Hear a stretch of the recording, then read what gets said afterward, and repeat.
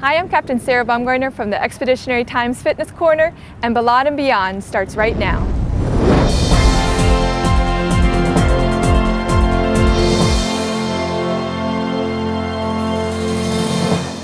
Welcome to Balad and Beyond. I'm Staff Sergeant Nicholas Pavlik. This show highlights the missions in Iraq that support the troops in the field. Coming up in the next 30 minutes, we spend time with Chief Warrant Officer and country music artist Darby Ledbetter. Training at Camp Taji focuses on security at the gate and a proper goodbye. Wounded soldiers make the trip back to talk about their injuries and give a final farewell. After years of wear and tear on contingency operating base Merez, the 278th Armored Cavalry Regiment takes on the responsibility to restore it back to its original state. Army Corporal Daniel Eddy tells us more. While the 278th Armored Cavalry Regiment is stationed at Contingency Operating Base Merez, they are giving it an extreme base makeover. As U.S. forces continue to turn responsibility over to the Iraqis, the makeover is ensuring the base remains in good condition. So we do a lot of trying to get the place in better shape than it is when we got here, or than it was when we got here. As far as redoing the wiring, a lot of wiring problems, a lot of safety violations and stuff. We're trying to clean them up. And just trying to get the place put together when we turn it back over to the Iraqis, where they'll have a pretty good facility. During this process, the military hires contractors who employ Turkish and Iraqi nationals to complete the work. Then, the 278th will appoint a soldier as a contract officer representative. These service members oversee the base cleanup and advise contractors on projects.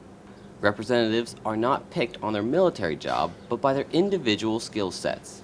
For instance, by trade, a service member may be an electrician, and because of that, they will ensure the electrical work is done properly. I know one of the first pushes is probably to get the airport back to the Iraqis so it can be used as an international airport. They've got a new air traffic control tower down there, so it will be something that is probably going to be one of the better, at least airports up in this area. By giving Iraqis the proper resources, the 278th is aiding in the upcoming responsible drawdown. Reporting from Mosul, Iraq, I'm Army Corporal Daniel Eddy. One unit from the Louisiana National Guard goes above and beyond their original mission. Army Private First Class Amy Gregory takes a closer look. The 3rd 156 Infantry Battalion's primary mission is convoy security, but lately they've taken on another operation. Their new task is transferring and turning in excess equipment. We need the supply sergeant to help. We need the S4's help. We need everybody to besides their daily duties and doing what they're doing for the missions and everything that's going on. We also need them to take the time out to help us to get stuff turned in. So we're doing convoy security missions, but at the same time we're drawing down a lot of equipment, and they're both important missions. So everybody's pretty bowed up with work, trying to get stuff turned in.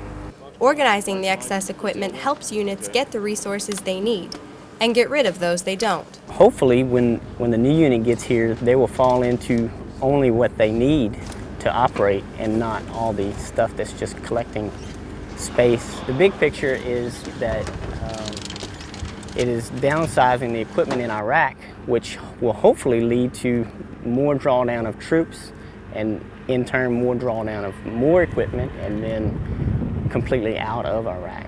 I'm Army Private First Class Amy Gregory from Al-Assad, Iraq. Service members received a morale boost as Sean O'Hara, a center for the New York Giants, and Charles Tillman, a cornerback for the Chicago Bears, made a stop at Joint Base Balad as part of their USO tour. Soldiers and airmen lined up at the East Morale Welfare Recreation Center to meet, shake hands with, and of course have their pictures taken with the NFL pros. Afterwards, the players enjoyed a dinner with some friends who are stationed with the 13th ESC here on Joint Base Balad. After a successful deployment, the 1483rd is ready to go home. Army Sergeant Joel Gotke tells us more. Transportation of equipment and resources has played a crucial role in the success of U.S. forces in Iraq. The 1483rd Transportation Company out of Walbridge, Ohio, worked directly over the past year to add to that success. Transporting heavy equipment such as MRAPs and tanks takes an extensive amount of training and practice. Originally 915, a medium truck company, we're now a heavy truck company, which means we're driving the biggest, largest, tallest, heaviest truck there is. And we had to learn that through training at Camp Grayling, Camp Atterbury. We also sent personnel to Oshkosh, to the truck facility itself, to receive additional training. And then we did our OJT here, during our RIP-TOA process. So it's come a long way. They've managed to overcome a lot of, difficulties learning the new heads. Since they steer differently, they're much heavier, much wider. And we did it with success. Now that the 1483rd's mission is coming to an end and their trip home gets closer, some of these soldiers reflect on the time they spent in country. I think my most fondest memory of this whole deployment was stepping off the plane in Kuwait. It's the first time I've ever been outside the continental U.S. Just the feeling of your country sending you to another part of the world to do a job that they need you to do was an overwhelming experience for me personally. We actually did a mission. We're actually helping the Iraqis here. We've actually seen that firsthand. And we're actually helping the other combat units, either get home or get to where they need to go on the battlefield. I'm Army Sergeant Joel Gotke, Camp Taji, Iraq. When we come back, service members of Joint Base Balad flex to raise money for Haiti, and the last goodbye, injured service members return to Iraq.